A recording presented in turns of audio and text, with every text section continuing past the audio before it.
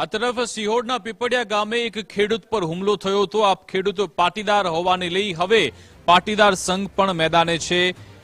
3 દિવસ પહેલા થયેલા હુમલાને લઈ પાટીદાર સંઘ ખેડૂતોની વહારે। સુરતના આગેવાનો પીડિત ખેડૂત પરિવારને મળવા પહોંચ્યા। પીડિત પરિવારને સતત સહયોગ આપવાની ખાતરી આપી। ખેડૂતને ન્યાય મળે તે દિશામાં પાટીદાર સેવા સંઘ લડત આપશે।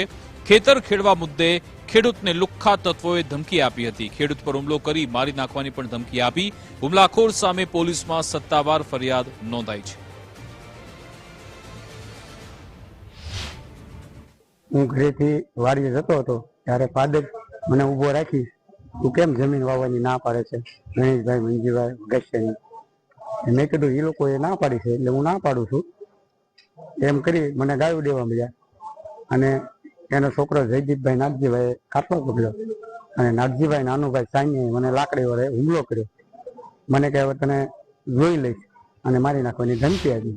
વાવણીનો સમય હોય, વાવેતર કરવાનું હોય, જમીન તપાવવાની હોય અને ખેડૂતોને આજે વરસાદની રાહ જોતા હોય ત્યારે આવા સમયે જયારે ખેતરની અંદર ખેડવાની ના પાડે, પોતાની હાથબાર હોય અને પોતાની હાથબારની અંદર ખેડવાની ના પાડે ત્યારે ખેડૂતોને હૂંફ વધારવા માટે સુરતથી અમારી ટીમ આવી છે અને મજબૂતાઈથી ફરિયાદ પણ થઈ છે।